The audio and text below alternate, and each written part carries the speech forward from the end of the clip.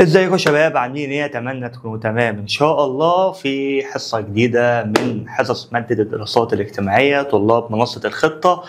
ان شاء الله يكون عام موفق لينا يا رب، اللهم امين. وتفهم معايا الحصه ديت بامر الله زي كل حصه ان شاء الله، الشرح مع الحل مع الافكار مع الواجبات، الدنيا كلها هتبقى تمام بامر الله تعالى.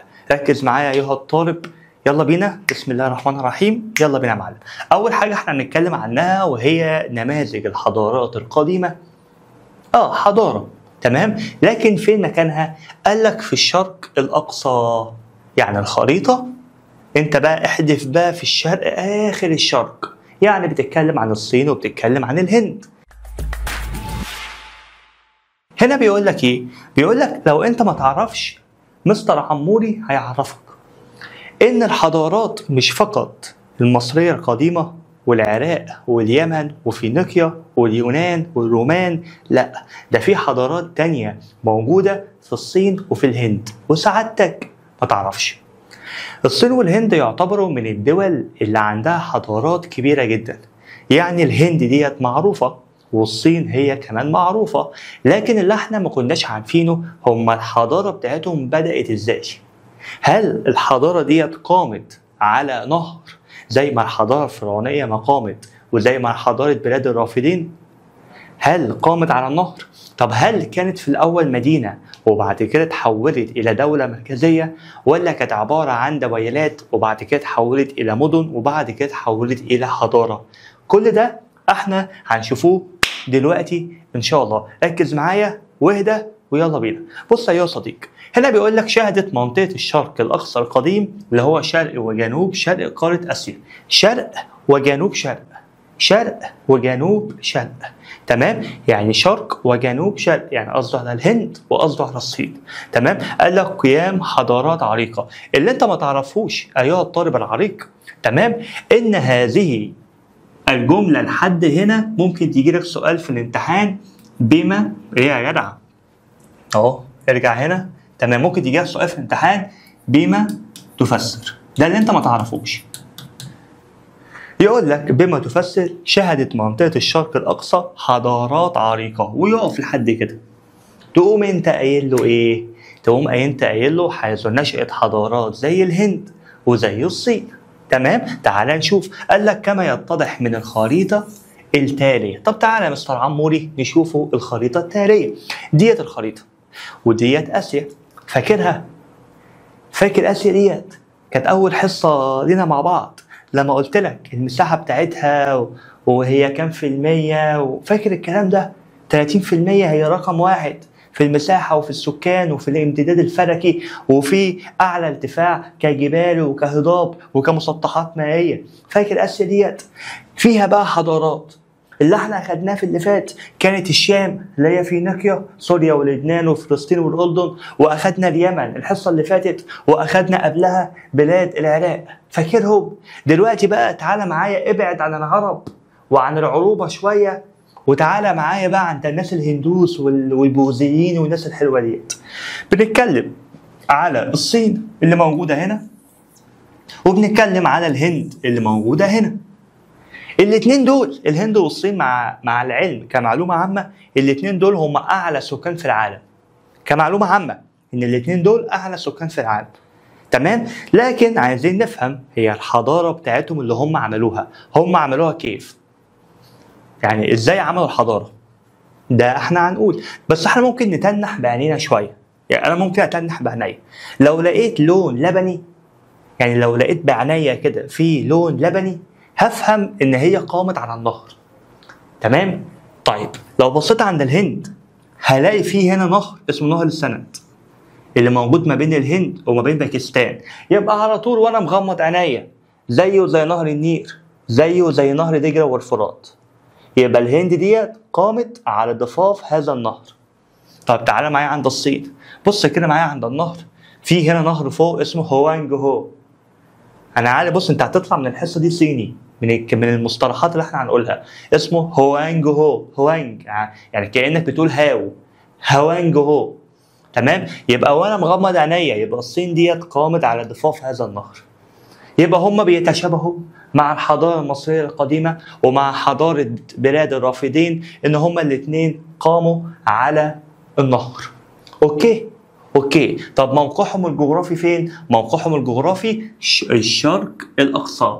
طب بالظبط قال لك في الشرق وفي جنوب شرق، يعني في الشرق وفي جنوب شرق بالنسبة لقارة ايه؟ بالنسبة لقارة آسيا. طيب حلو جميل، تعالى بقى معايا في المفيد. أنا أحب المعلومات المفيدة. هنا أيها الصديق بيقول لي الحضارات ديت عملت إنجازات كبيرة جدا، ومع العلم عشان تبقى مصري كده وعارف حدودك إن الحضارات ديت كان ليها تأثير متبادل مع الحضارة المصرية القديمة. الحمد لله، يعني الحمد لله احنا كمصريين بنعمل علاقات مع أي حضارة موجودة في العالم من أيام الفراعنة.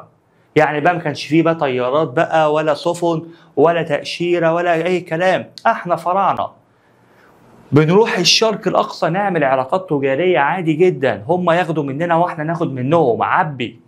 فهنا جاب لك معلومة تخلينا نفتخر بنفسنا شوية، إن احنا كل ما ناخد حضارة بنكتشف إن هم ليهم تأثير حضاري معانا، إن هم ليهم تأثير متبادل معانا، إن هم ليهم علاقات تجارية معانا. فواحد بيفتخر بنفسه قد إيه الحضارة المصرية القديمة ديت هي مؤثرة ومعلمة على أي حضارة موجودة في العالم.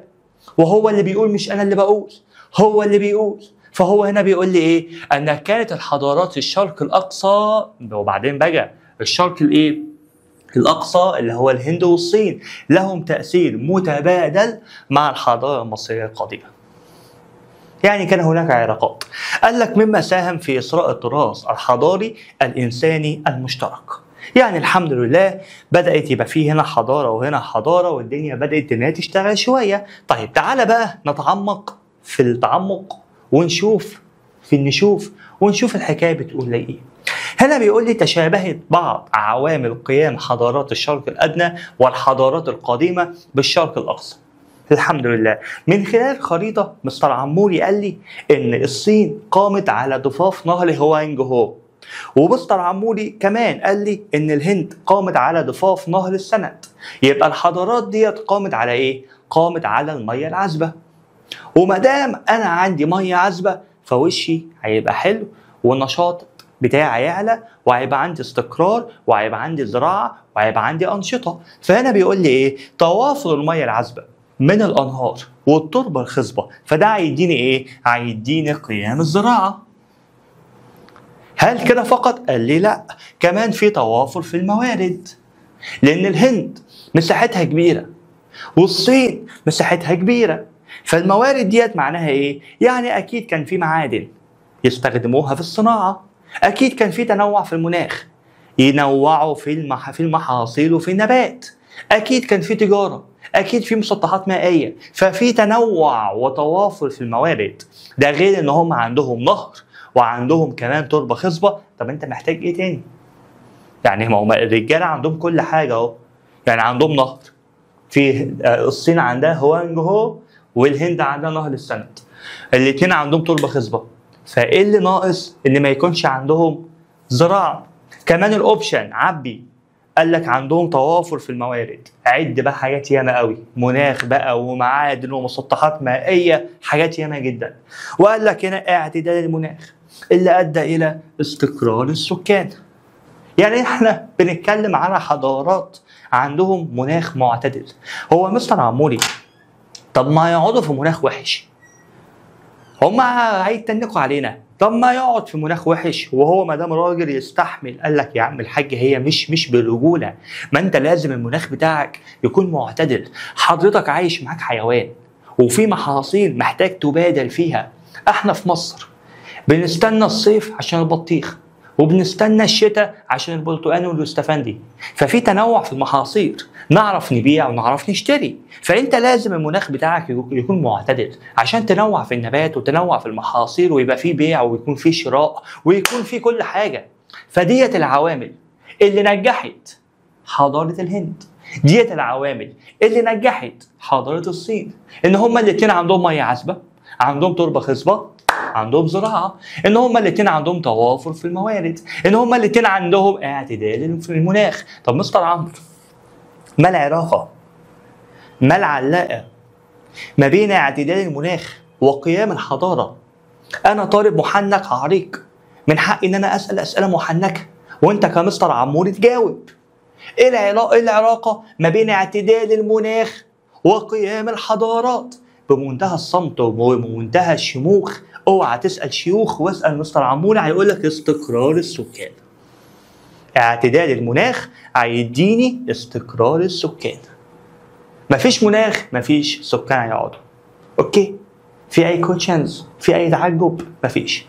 طيب تمام، تعالى معايا عند الصفحه اللي بعدها. هنا بيقول لي بقى الهند بقى، فكك بقى من ايه ان احنا نتكلم عن الشرق الاقصى، تعالى بقى نخش نتوغل ونتكلم عن واحده واحده. نتكلم عن واحده واحده. في حد بيكبر في يوم وليله؟ لا. في حد بيتولد وهو عنده دقن؟ لا. في حد بيعيش أول يوم في حياته وهو عنده عمارات وحياة ياما؟ لا. طيب العملية، قال لك احنا عايزين بقى نعرف قصة الحياة. يعني الهند ديت بدايتها كانت ايه؟ الصين بدايتها كانت ايه؟ يعني احنا فاكرين احنا كحضارة مصرية قديمة احنا في الأول كنا عايشين في يعني تنقل وترحال من مكان إلى مكان، وبعد كده اكتشفنا نهر النيل، قعدنا بلطنا، عملنا قرية، عملنا قرى، عملنا مدينة، عملنا مدن، عملنا إقليم، عملنا أقاليم، هوب قامت الحضارة. ده بالنسبة للمصرية القديمة. أنا دلوقتي عايز أتعجب وعايز أطلع علامات استفهام من وداني وعايز أقول هي الهند قامت كيف؟ تعال نشوف. أول معلومة حضرتك عارفها إن الهند قامت على أساس أو على ضفاف نهر السند. أوكي. طب ما هو موقعه الجغرافي؟ يعني إيه الموقع الجغرافي بتاع النهر ده؟ بص يا صديقي، الهند عاملة كده. يعني دي الهند، ديت الهند، وهنا دولة باكستان. اللي أنت ما تعرفوش واللي أنا لازم أقوله لك عشان محدش يضحك عليك إن النهر ده موجود هنا. يبقى النهر ده موجود فين؟ النهر ده موجود في شمال غرب الهند وبيتواجد بين الهند وباكستان.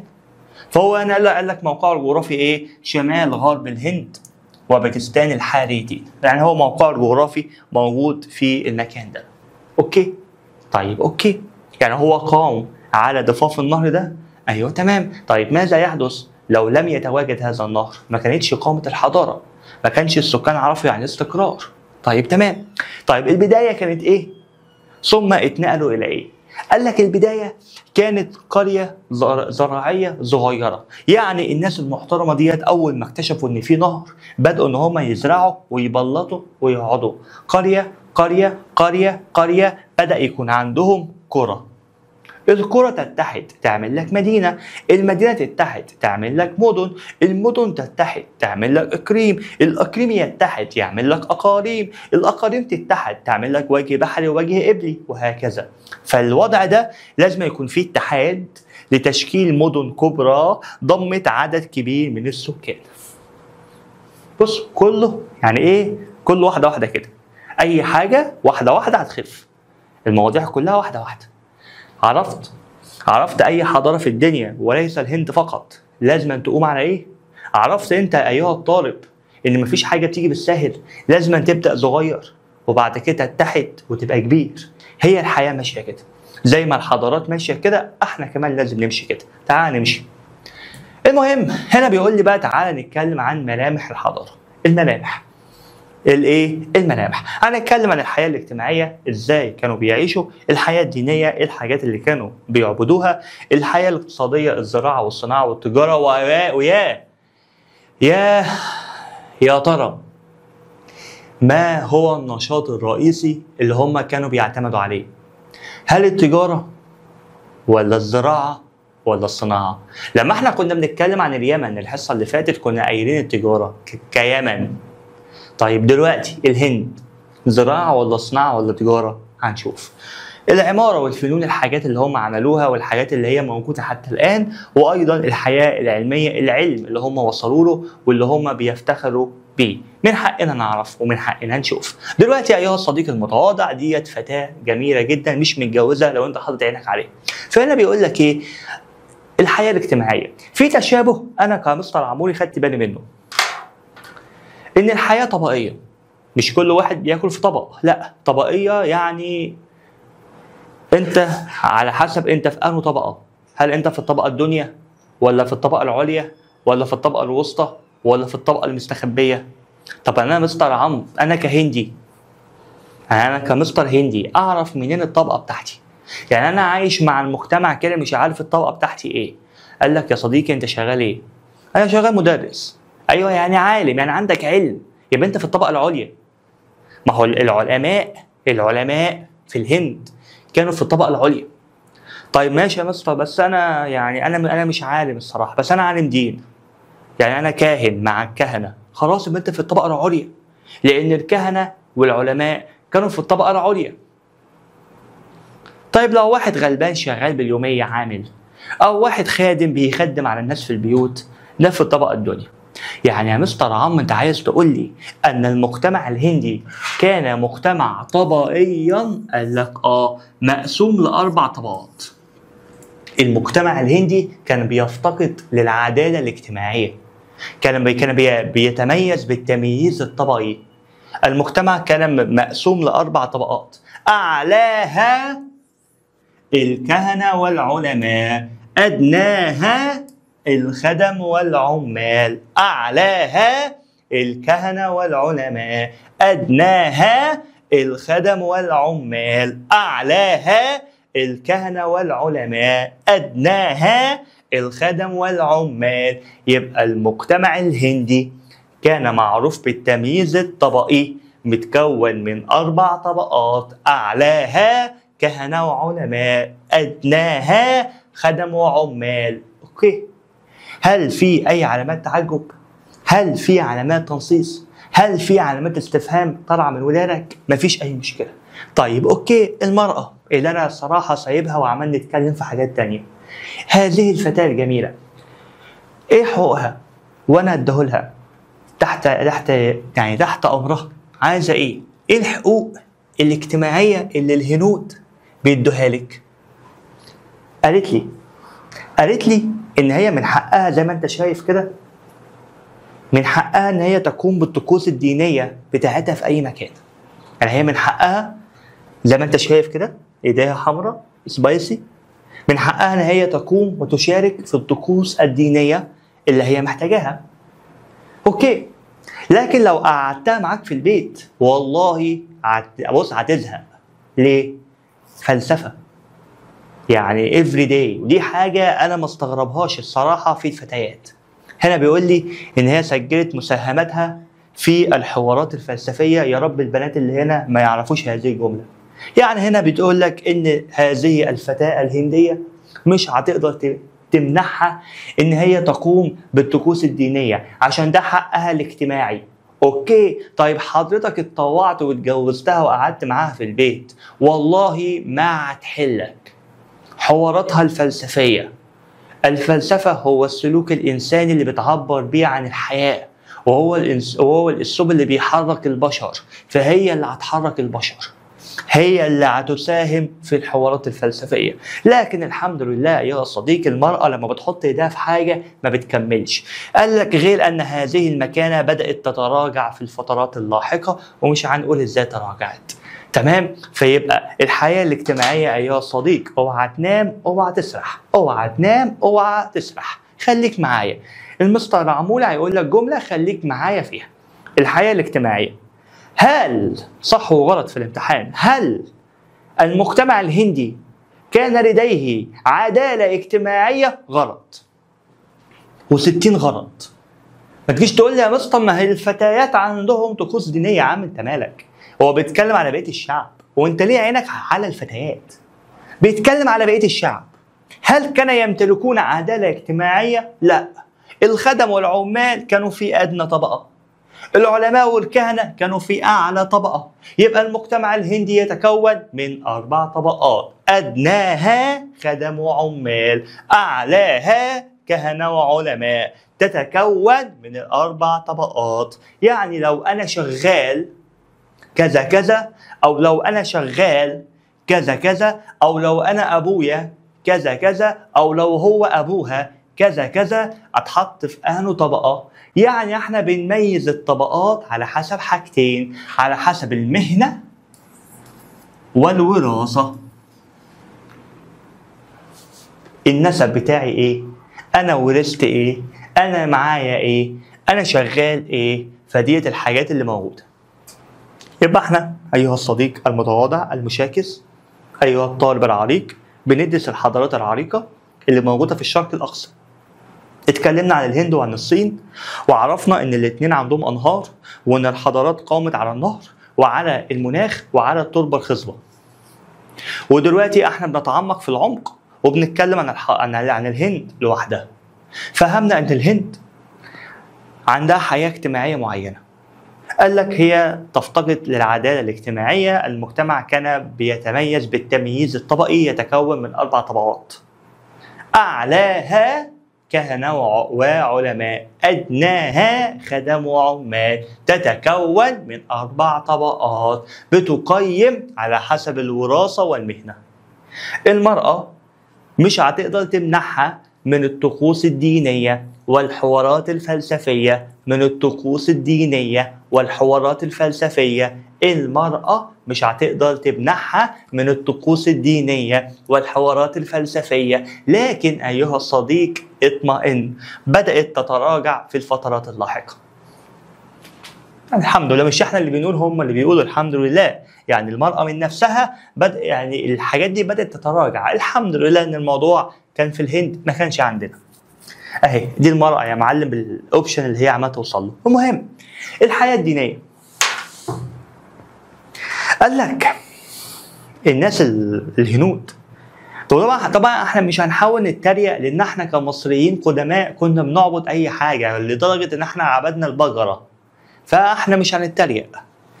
الناس ديت كانوا بيعبدوا المعبودات المتنوعه اللي كانوا بيشوفوها قدامهم، لدرجه ان هم عبدوا روافد النهر بتاعهم اللي هو نهر السند. عبدوه. ما هو بص اقول لك على حاجه، هو يعني ايه معبود؟ معبود ده يعني شخص او حاجه بتقدم لي الخير والشر في نفس الوقت. الشمس بقى، قمر، بقره، معزه، جمل، اي حاجه، ما دام انا باخد منك خير وباخد منك شر يبقى القوه في ايدك، يبقى انا ممكن اعبدك. فهم شايفين ان الحضاره نشأت على هذا النهر، فبدأوا ان هم يرجعوا ان هم يعبدوا هذه الظاهره الطبيعيه. فلما يجي يجيب لك دلوله او علوله، دلل او علل او بما تفسر، يقول لك ان هم لجأوا لعباده الظواهر الطبيعيه. ماذا ستقول؟ هتقول ان هم بدأوا ان هم يقدسوا نهر السند وروافده. يعني ايه كلمه روافده؟ يعني النهر عامل كده، طالع منه روافد في كل حته، فبدأوا ان هم يعبدوها. بدأوا ان هم يعبدوا هذه الروافد. ويعملوا ايه بقى؟ ده يعملوا بيوت للعباده، بيت للعباده. انا والله في سؤال، يعني في سؤال في داخلي عايز اقوله. ماذا لو واحد هندي قفش واحد بيعمل حمام في الهند في النهر؟ هيعملوا فيه ايه؟ تخيل انت بتعمل حمام في النهر اللي احنا بنعبده، اللي احنا عمالين نعبده، انت عمال تتبول عليه. فتخيل، يعني تخيل الرياكشن اللي ممكن يتاخد عليه وقتها. هنا بيقول لك اعتقدوا الهنود في وجود حياه اخرى بعد الموت. يعني كويس ان احنا كمصريين نشرنا هذه العاده في العالم كله. تعد الهند مهدا لكثير من العبادات الوضعيه. مستر عموري يعني ايه وضعيه؟ انا هقول لك. انا وضعت هذه هنا، عرفتها. وضعيه يعني من صنع البشر. البشر هم اللي عملوها، البشر هم اللي حطوها.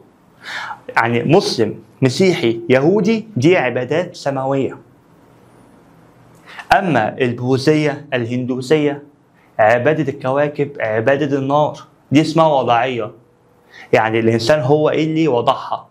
فقال لك ان هذه العبادات الوضعيه اثرت بشكل كبير على الحياه الاجتماعيه وعلى الحياه الفكريه للانسان. زي ايه؟ زي الهندوسيه وزي البوذيه. تمام؟ فالهندوسيه والبوذيه هي تعتبر من العبادات الوضعيه اللي الانسان هو اللي وضعها. تعتبر منين؟ تعتبر من العبادات الوضعيه اللي الانسان هو اللي حطها. تمام؟ فهنا بيتكلم عن، قال لك هنا ان الهند كانوا بيقدسوا الظواهر الطبيعيه، وبالله عليك ما تستغربش، قال لك ان هم قدسوا نهر السند وروافده. كمان اعتقدوا الهنود القدماء في وجود حياه اخرى بعد الموت، فبداوا ان هم يحطوا عبادات وضعيه من عندهم. زي ايه؟ زي الهندوسيه وزي البوذيه. في اي مشكله؟ يبقى احنا كده خدنا الحياه الاجتماعيه واخدنا الحياه الدينيه بتاعه الهند، وعرفنا الهند كمان قامت على ايه؟ قامت على النهر. سعادتك هتريح، تشرب كوبايه ميه، تعمل لك فنجان قهوه او كابتشينو او ايس كوفي، تعمل لك اي حاجه وتريح شويه، وتعالى معايا بقى نكمل ونشوف باقي ملامح الحضاره.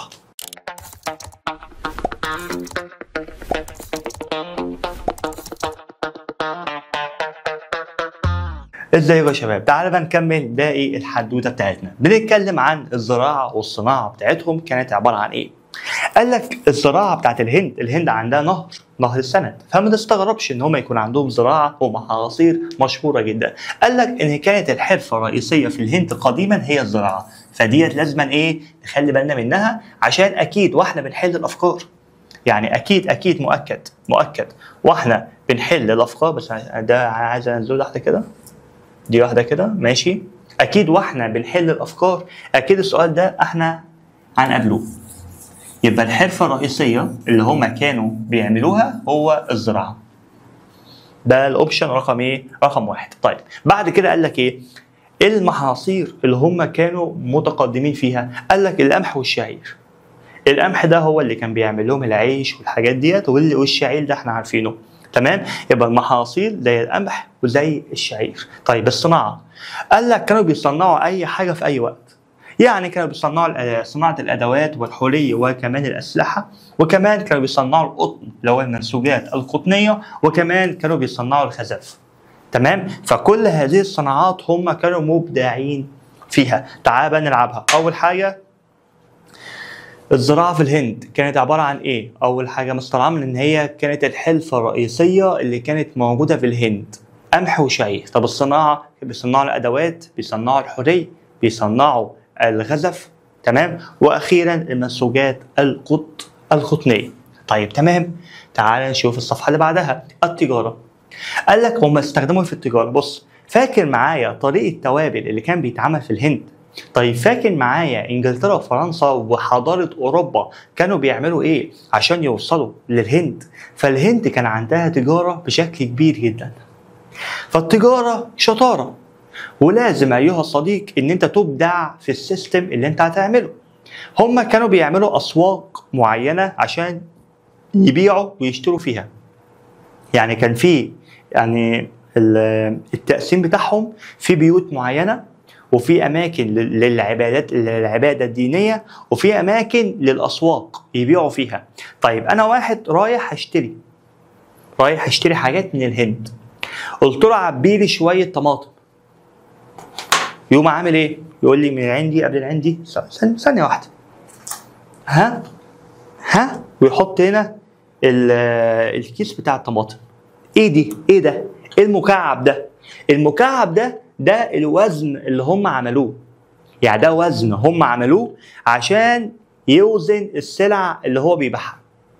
يعني هم بدأوا ان هم يعملوا ايه؟ وزن حجري. يعني منين؟ من الحجر، مكعب، شكله مكعبة لتحديد الوزن بتاع السلعة. مفيش حاجة بقى ايه خد شوية وانت خد شوية، لا، تمام؟ الوزن ده شوف بقى المقدار بتاعه قد ايه، وده ثمنه 4 جرام ذهب مثلا. هتوزن بالوزن ده هتدفع 4 جرام ذهب، هتوزن بالوزن التاني ده هتدفع 10 جرام ذهب، وهكذا. فهم كانوا بيعملوا اوزان حجريه مكعبه عشان يحدد الوزن بتاع السلعه بتاعته. طيب نفترض في بضاعه جايه من الهند، او في بضاعه طالعه من الهند، جايه من الهند او طالعه من الهند، تمام. الهند مثلا عندها قمح وعندها شعير، وهتصدر المنسوجات القطنيه لبلد تانية.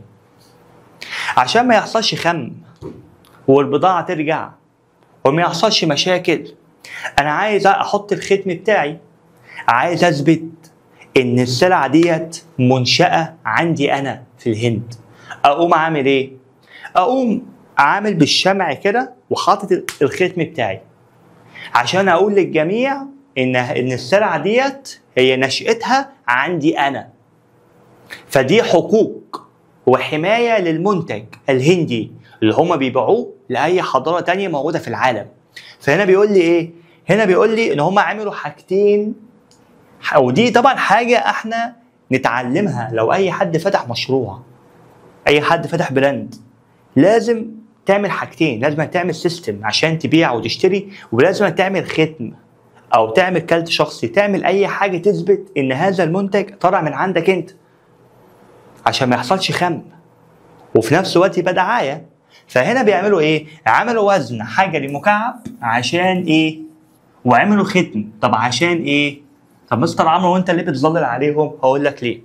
ممكن وانت قاعد في اللجنه عمال تفكر تاكل ايه وتتعشى ايه، يقوم هو عامل لك كده وكاتب لك هنا بما تفسر. بما تفسر. هم ليه عملوا الاوزان وليه عملوا الاختام؟ يلا يا عم البس البس يلا عشان رايحين على الهند. هم ليه عملوا الختم وليه عملوا الاوزان؟ هم عملوا الاوزان عشان يحددوا الوزن بتاع السلعه. طب عملوا الاختام عشان يدل على منشأة او منشأ السلع المعده للتجاره. تمام؟ عشان معلش يعني ما تاخدش مني سجاد يطلع مبقع، يطلع مقطوع، يطلع الالوانات داخله في بعضها وتقول لي انا جايبها من عندك. هقول لك لا يا حبيبي، هل فيها الختم ولا ما فيهاش الختم؟ لو فيها الختم انا البسها، لو ما فيهاش الختم البسها انت. فهو السيستم كان عباره عن كده. تمام؟ يبقى كان في وزن بيحدد الايه؟ الوزن بتاع المنتج، وكان في ختم عشان يدل على نشأة هذا المنتج عشان الحقوق بتاعه. طيب قال لك نشطت التجارة القديمة بين الهند وعديد من المناطق زي العراق وزي بلاد فارس وبلاد اليمن. يعني الحمد لله احنا كشرق، يعني الشرق الاوسط والشرق الاقصى، انت هنا بتتكلم على ان كان هناك علاقات، يعني علاقات ربط ما بين الشرق الاقصى وما بين الشرق الاوسط. ايه هو الشرق الاوسط؟ عندك العراق، وعندك بلاد اليمن اهو، تمام، وعندك كمان بلاد فارس. فده بيدل على ان كان هناك علاقات ايه؟ علاقات تجاريه بتتم ما بيننا. في اي مشكله في التجاره؟ كده ما فيهاش اي مشكله. طيب نرجع بقى تاني نروح على العماره والفنون. تقريبا ديت انا قلتها لك وهقولها لك للمره الثالثه. لما تيجي تدخل عند الشوارع والمناطق بتاعت الهند، انا واحد فاتح محل، يعني انا دخلت السوق بتاع الهند واشتريت وكالة ابيع فيها. اشتريت ايه؟ وكالة ابيع فيها. لازم تكون عارف ان انت مش هتنام في هذا المكان او في هذه المنطقة، لان الناس دي عندها نظام من ايام العصور القديمة ان هم بيحددوا اماكن معينة للسكان واماكن للاسواق، ولو عايز تقوم بالشعائر الدينيه ففي اماكن ثالثه. يعني ايه؟ يعني مثلا الهند عامله كده، دي الهند، تمام؟ المكان ده مثلا للديانات، المكان ده للاسواق، المكان ده مساكن الناس تعيش فيه. هنا بيقول لك ايه؟ اهتم الهنود بتخطيط المدن والطرق، فخططوا مناطق محدده للسكن، اماكن للاسواق التجاريه عشان يمارس النشاط بتاعه، وكمان مناطق عشان يقوم بالشعائر الدينيه اللي هو محتاجها. فقال لك دلل برع الهند في فن النحت. كانوا بيجيبوا الكهف، لو في كهف ده اللي هو جوه الجبل، تمام؟ كانوا بيجيبوا طبعا، وما عندهم جبال الهيمالايا فعندهم كهوف، فزي كهوف اجنتا، كهوف ايه؟ اجنتا. فده كانوا بينحتوا جوه الايه؟ جوه الكهف. كانوا بينحتوا جوه الكهف، يعملوا اوضه، يعملوا بيت، يعملوا تابوت، يعملوا اي حاجه. فهم كانوا بينحتوا جوه الكهوف دي. فهنا اخذنا ان هم كان عندهم تخطيط ان هما كان عندهم ايه؟ كان عندهم تخطيط، تمام، للمدن بتاعتهم، اماكن للسكن، اماكن للتجاره، واماكن للشعائر الدينيه. اماكن للسكن، اماكن للتجاره، اماكن للشعائر الدينيه. كمان قال لك ان هم كان عندهم براعه شديده جدا في فن النحت. زي ايه؟ قال لك ان هم نحتوا على الكهوف بتاعتهم، زي كهف ايه؟ زي كهف اجندا. زي كهف ايه؟ زي كهف اجندا. تمام؟ طيب تمام، ماشي يا مستر، عاش. نتكلم في الحياة العلمية. زي ما قلت لك، لو بتتابع المسلسلات والأفلام القديمة هتاخد بالك من حاجة محترمة جدا. إيه الحاجة ديت؟ هتاخد بالك إن هم ممكن يعني الواحد يتأمل في السماء، يعرف هو هيصلي المغرب ولا العشاء، يعرف من حركة النجوم الدنيا هتمطر ولا لأ، يعرف الاتجاه، يعرف كل حاجة. التأمل بيعلم حاجات كتير جدا.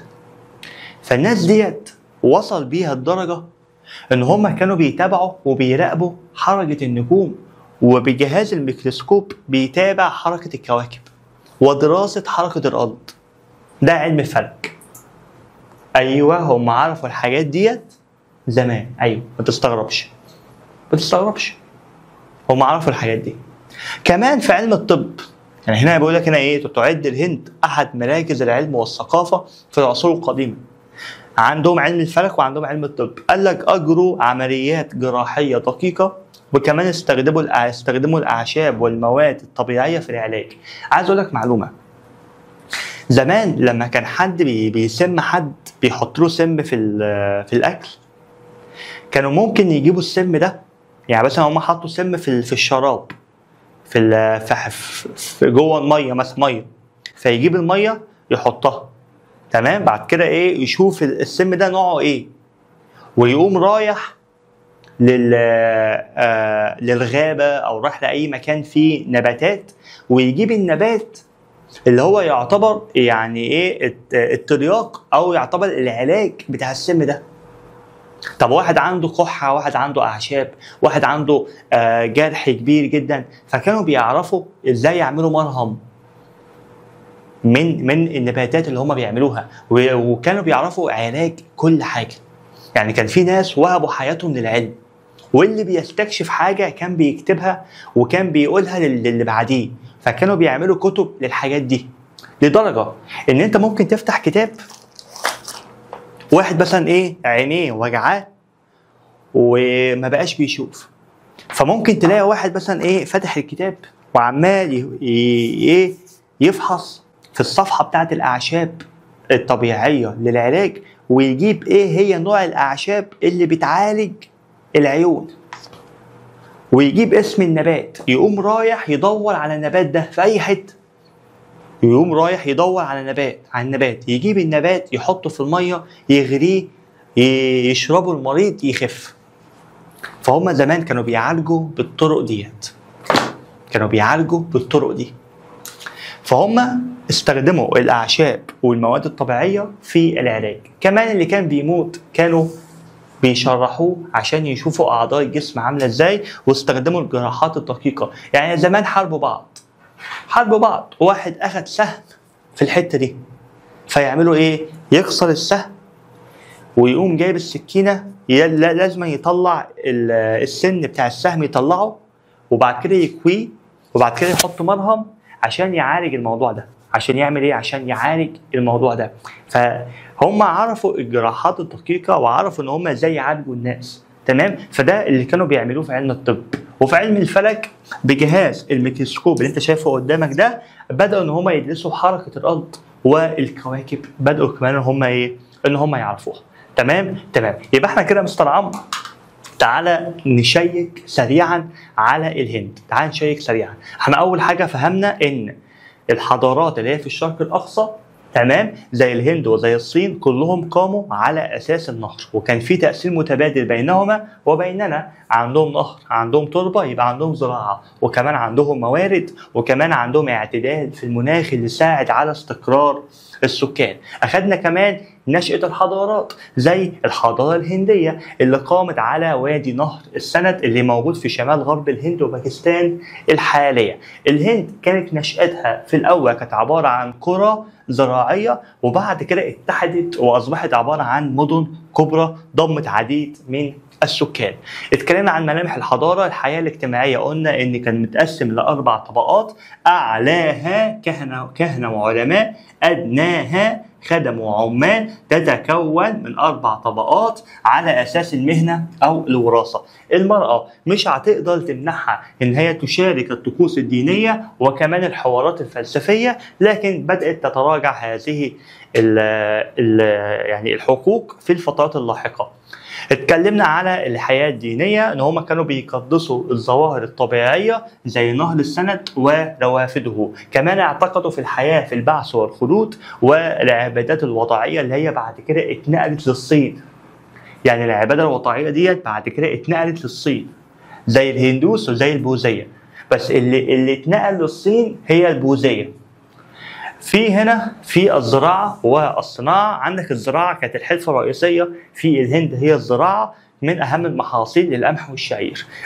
أما الصناعة عندك الأدوات والحري والأسلحة، كمان عندك المنسوجات القطنية، كمان عندك الخزف.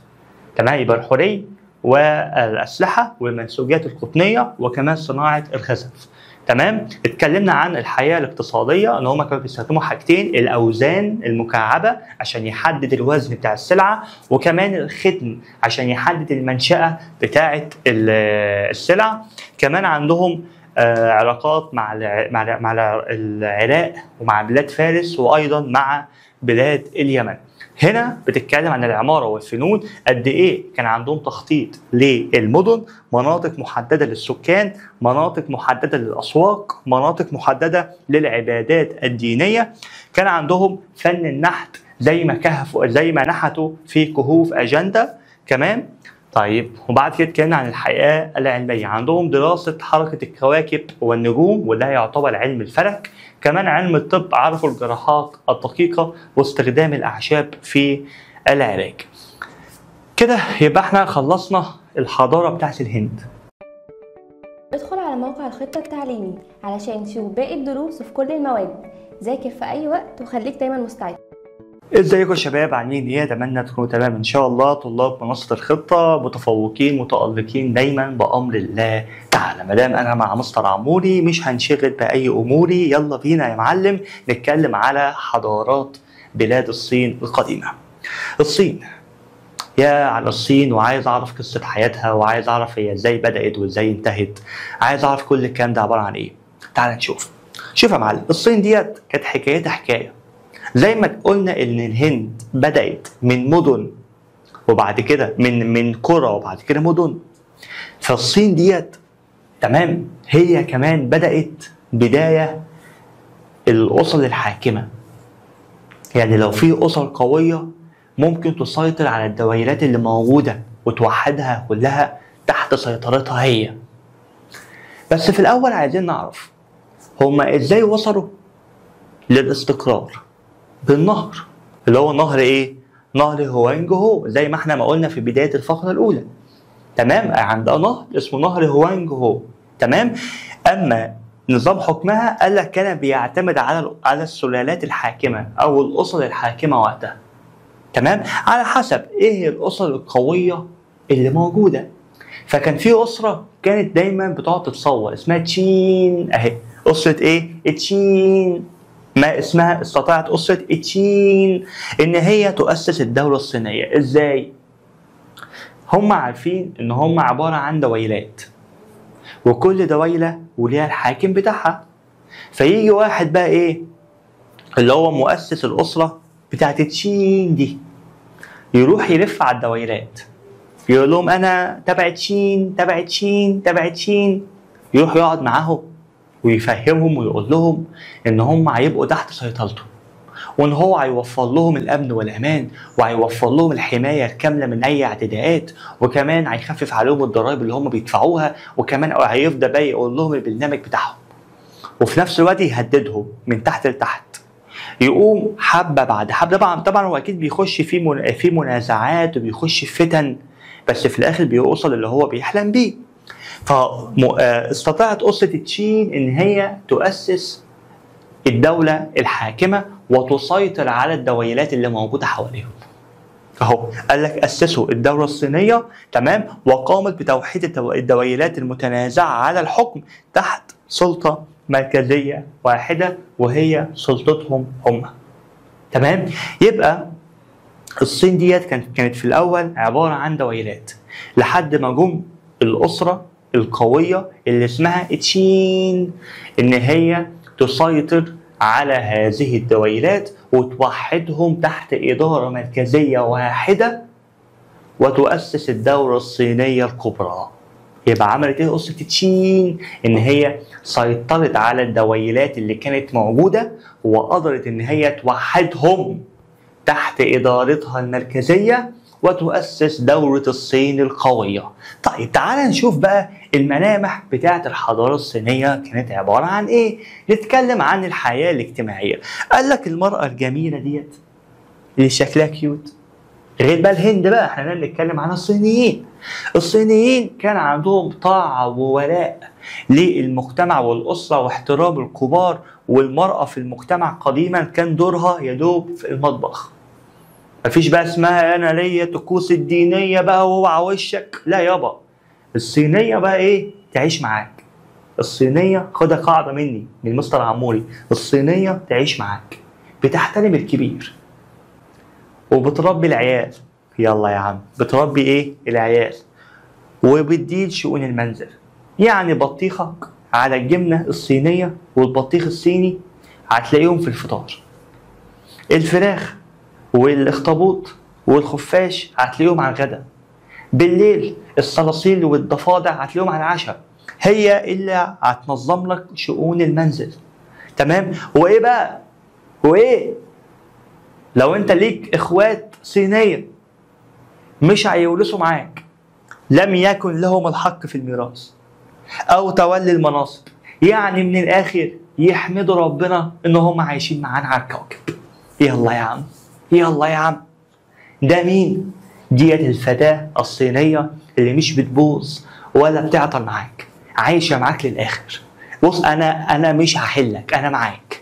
شوف أنت عايز إيه وهعملهولك. أنا ولا ليا ورث ولا ليا منصب، وأعدالك خفاشك على صراصيرك على الضفادع.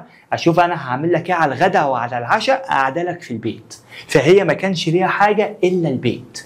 تربية الأطفال شغال، إدارة شؤون المنزل هعمل لك، ميراث إخي، منصب حكومي يعني ما لهمش في الحاجات دي. تمام. فده الحياة الصينية قديما كانت عبارة عن إيه؟ مفيش بقى عندهم حاجة اسمها أصل المرأة مش ملزمة والكلام ده، لا يابا.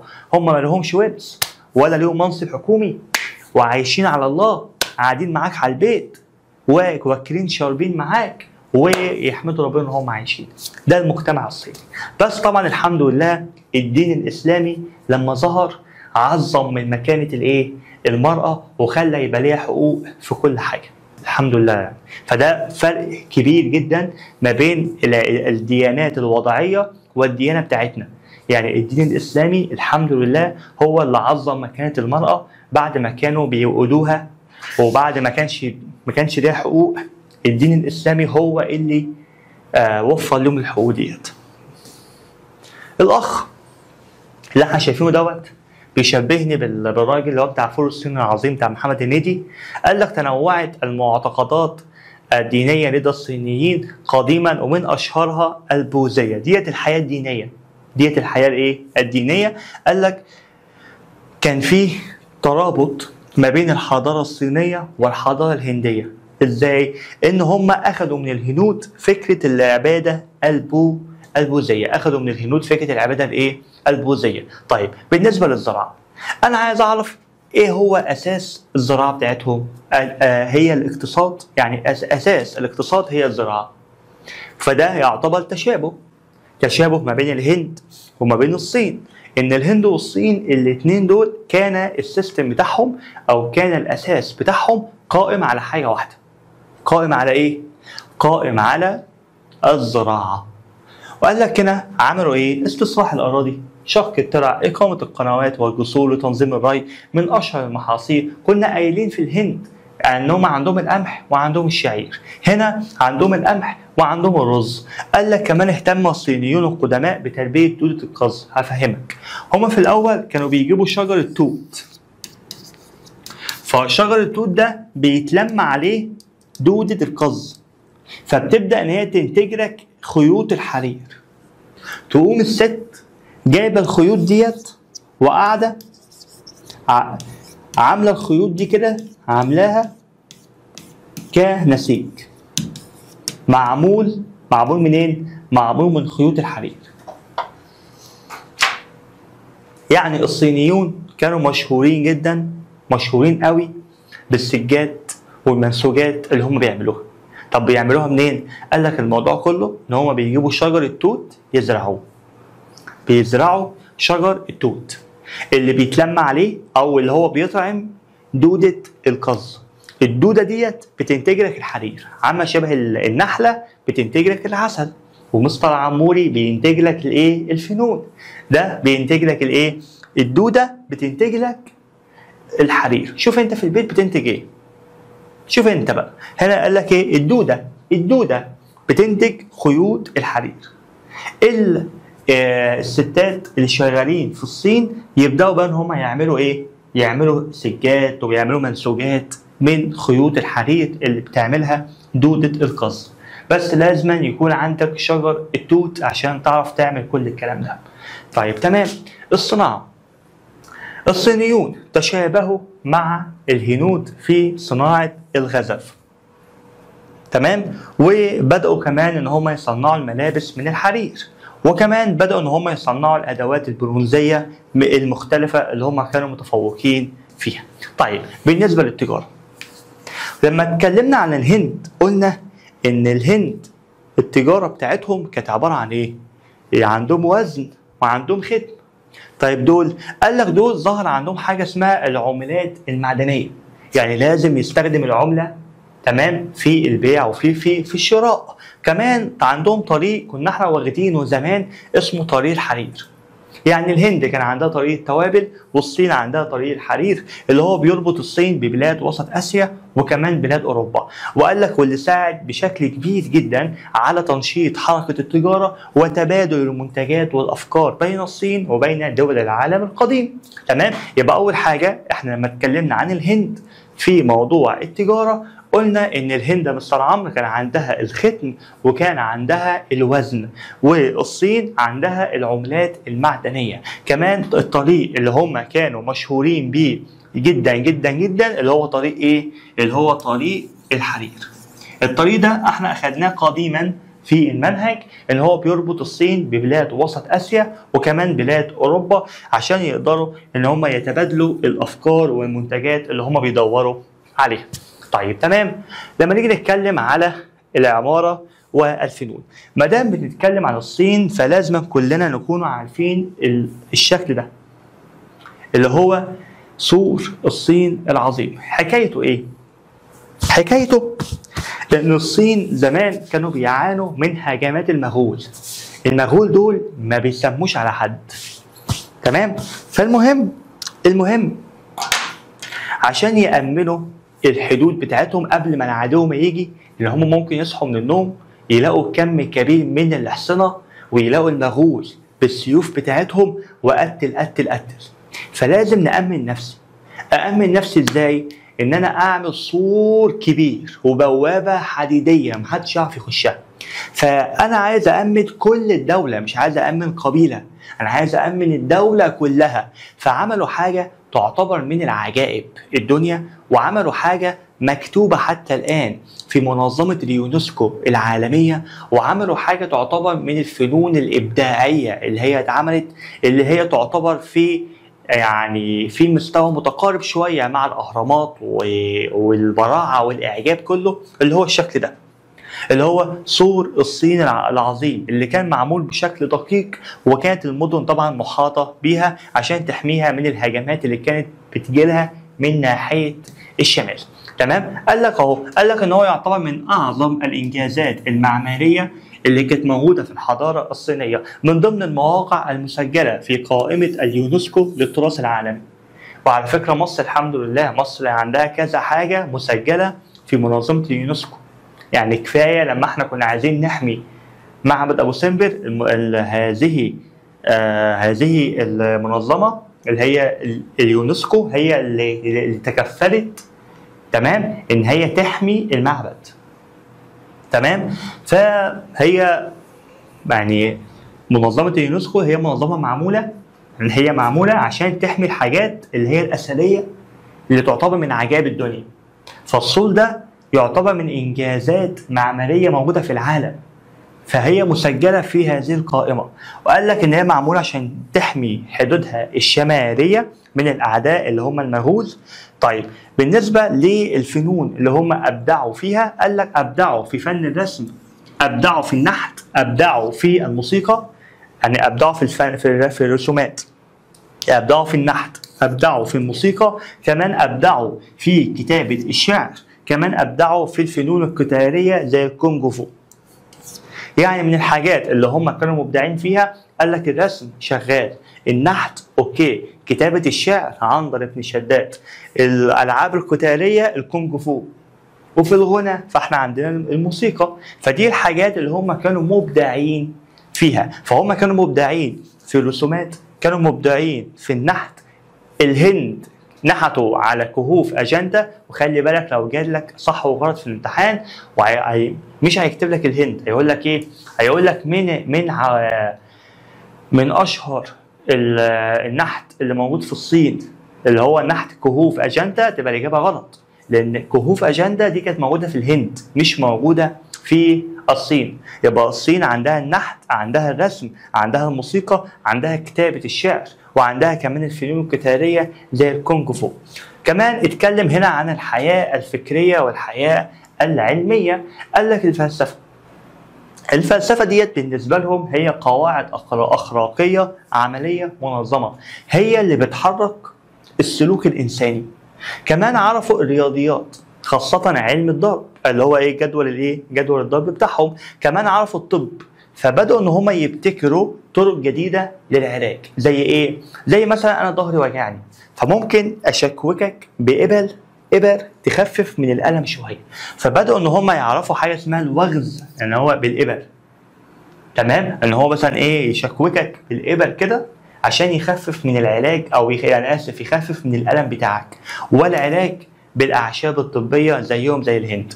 تمام؟ يبقى أول حاجة هم عندهم الفلسفة بالنسبة لهم هي قواعد أخلاقية عملية هي اللي بتحرك واللي بتنظم السلوك الإنساني.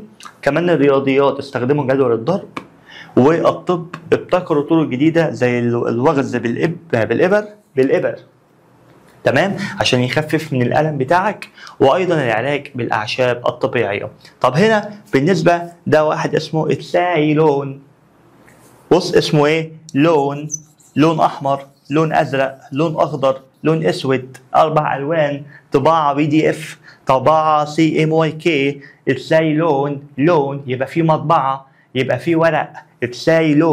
السايلون ده عامل ايه؟ بص يا معلم، قال لك سبق الصينيون حضارات العالم القديم في اختراع عديد من الابتكارات المهمة. زي مين؟ قال لك زي فن الطباعة، زي البوصلة اللي هو بيحدد لك الاتجاهات شمال جنوب شرق غرب، زي البارود اللي بيعملوا منه المتفجرات، وزي الورق اللي اخترعه العالم السايلون. افتكر ان هو اسمه لون، يعني ممكن تلاقيه مثلا من 4 ألوانات لون السايلون. تمام؟ فلون يبقى الورق الملون والورق الابيض واسود، يبقى السايلون اللي هو الورق. يبقى الورق ده مين اللي اخترعه؟ العالم السايلون. مين اللي اخترعه؟ العالم السايلون. مين اللي اخترعه؟ العالم السايلون. مين اللي اخترعه؟ العالم السايلون. يبقى كان عندهم فن الطباعة، يبقى كان عندهم فن البوصلة، يبقى كان عندهم فن البارود، وكمان بدأوا ان هم يخترعوا الورق زي العالم السايلون. كده احنا خلصنا حضارات الهند وخلصنا كمان حضارات الصين.